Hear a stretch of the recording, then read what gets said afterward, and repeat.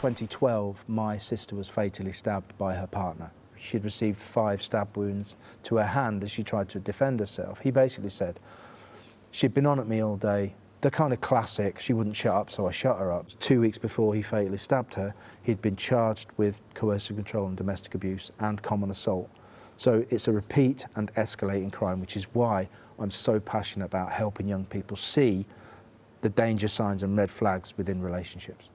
Bernie now speaks to school children, campaigning against all violence against women and girls, trying to stop the abuse before it starts.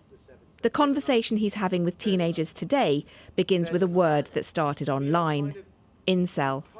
Incel is involuntary celibate. It means that they are men who cannot get a female partner, generally, and they're involuntary because they don't want to be there. Once confined to obscure forums, incel is now mainstream. Critics warn it can fuel misogyny. Others see a deeper issue: male loneliness. People we don't even care about. We worry about their opinion of us. And that stops us doing things because we're scared. This is why I'm talking about stereotypes. Because most of the ways we behave, we don't really choose.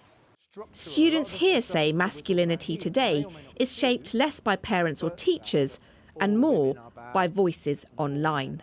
Or on a video game, and there's people who's like hating on women gamers, and then you want to defend them, but if you defend them, you're seen as somebody who's too soft. You're like, oh, why helping the women? They're just doing this, they're just doing that, and then you can get more hate and more like just anger towards you. Teachers warn that broader pressures around masculinity can create the conditions and, in some cases, tip a small minority towards more extreme views like incel culture. And to that, the pressure of constant comparison.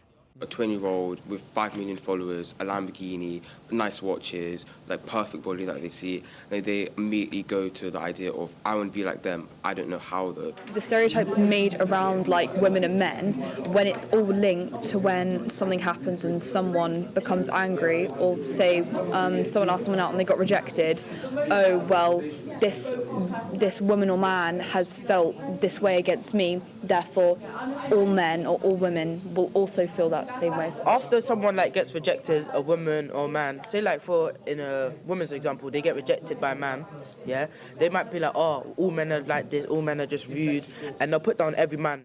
Some politicians say it's boys and men that need support. What is a good man in the modern world? If you ask a young boy or ask a young man, who is your role model, they won't give you an answer. And if they do, they're few and far between. What a scary place in society that we're not getting the answers for young men to look up to have role models, to aspire to be. Back in school, the dialogue is unfiltered. The term incel may have originated online, but now it's being discussed right here in the classroom. I'm Jim Bakos, Sky News.